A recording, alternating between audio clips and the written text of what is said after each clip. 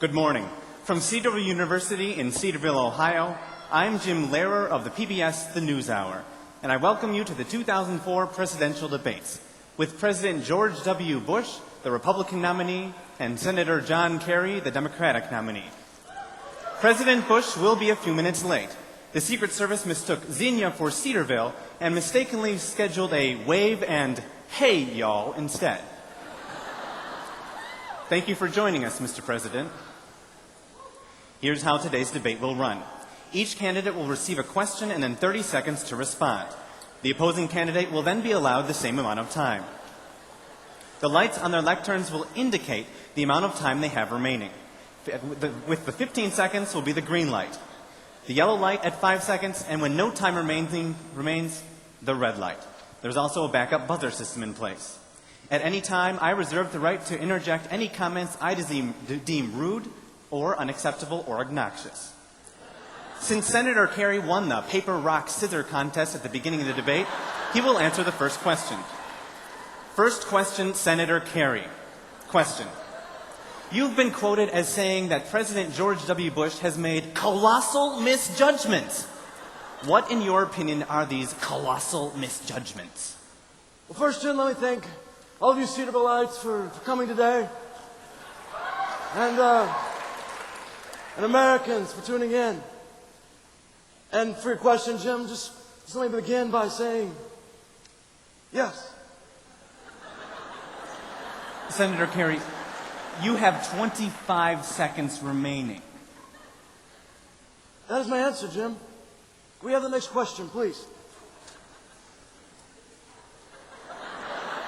If you're through, Senator, President Bush has a response. Well, certainly, Jim, I would love to respond to that.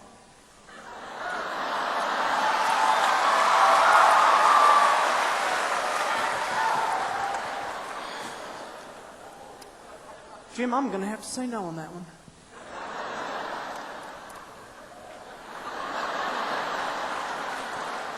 Mr. President, you also have 25 seconds remaining. No, that's it, Jim. My opponent is wrong. He cannot succeed in this war because he has repeatedly said that it is the wrong war in the wrong time at the wrong place. Next question, Mr. President. This question comes from a woman in California. She asks, what do you think of when you hear the words, a spoonful of sugar? Well, in Iraq, it's hard. Jim, we saw a threat and we realized that after September the 11th, we must take these threats seriously before they fully materialize. Saddam Hussein sits in a prison cell, and America and the world are safer for it. Jim, what's the green light for? That means you have 15 seconds left, Mr. President. 15 seconds? I can't possibly answer a question like that in 15 seconds. It's impossible to explain that my opponent has repeatedly said that this is the wrong war in the wrong time at the wrong place. How can you possibly explain that in 15 seconds? Jim, what's the yellow light for? Now you have 5 seconds remaining, Mr. President. Well, in my remaining time, I stress my opponent has repeatedly said that... Thank you, Mr. President. Senator Kerry, 30-second rebuttal. Well, Americans, where do you want me to start? 95% of this country, America's containers, come into this nation uninspected. That's not good enough. People who fly in airplanes, the baggage is x-rayed, but not their wallets, not their eyeglasses, and not those things that businessmen, they carry money in. Briefcases? Yes, briefcases. I don't carry my money in a briefcase. I keep it in the bank, collecting interest where it should be to provide a safer, solid economy for the future. Mr. President, it is not your turn to respond. Senator Kerry still has 10 seconds remaining. Thank you, Jim. This president has turned his back on the wellness of America. There is no state. It's not because of frivolous lawsuits, but rather because of a larger issue that Americans are not being covered. Senator Children Kerry, across your time is America up. don't have health care. Senator Kerry. We're the largest country, the most...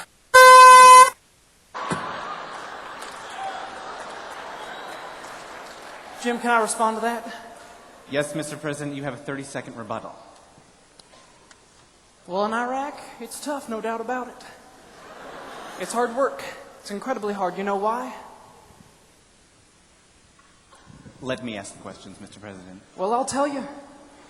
It's because the enemy understands that a free Iraq will be a major defeat in the idolatry of hatred. Anything to add, Senator Kerry? I'm not arguing that it's tough being the president. I mean, I'm just a senator, I know it's tough. But America, we have to strengthen our allies. And we have to do it smart. America, I want you to look right here. And you know what you'd see if you saw through these clothes? I tell you what you'd see. You'd see 2 purple hearts. You go home to my wife, Teresa. She'd show you my 3 medals of honor and my 4 bronze stars. It's like her own little star galaxy. That makes me smart. Senator Kerry, new question. This comes from a young man in Iowa. He asks, what costume will you be wearing for Halloween?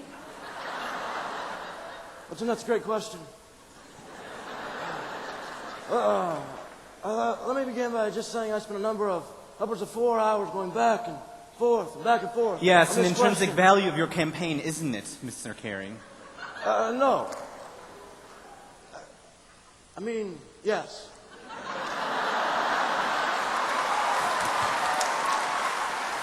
No, I said no before you.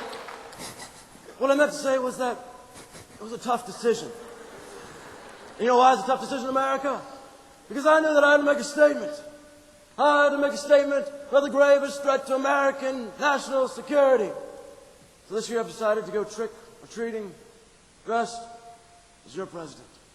Hey, Jim, that was my idea. Can I respond to that?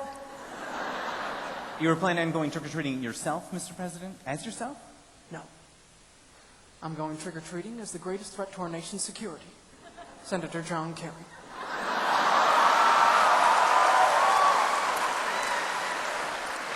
He doesn't even have a plan to strengthen our nation's security. Excuse me, I have a plan.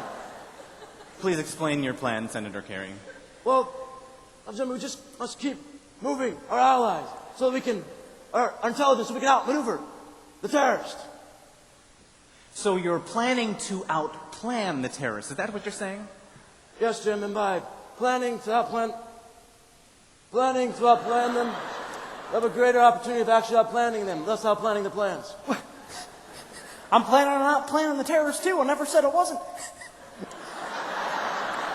And my plan to outplan the planning of the terrorists is planned out better than his plan to outplan the planning of the terrorists. Well, we seem to be running out of time. We still have time for some closing remarks from both sides. Senator Kerry, you first. My fellow Americans, let me just begin by saying I'll never turn over our veto power to another nation or entity. Let me also add that this president has a record of misleading, misguiding you, the American people, that's longer than my face. Finally, let me conclude by telling you, America, just as a young man, I pretended to fight for this country. With the same passion as President of the United States, I would pretend to fight for you. Thank you. Mr. President. Hello, America. For the past 4 years, I've worked hard at being your president. It's hard work. I know. I've been there. But my administration will succeed by leaving no child left behind. And we will succeed by working hard on Saturdays, and by working hard on Sundays, too. I'm George W. Bush, and I approve this message. Thank you. Good night. For Cedarville University and the Debate Commission, I'm Jim Lehrer.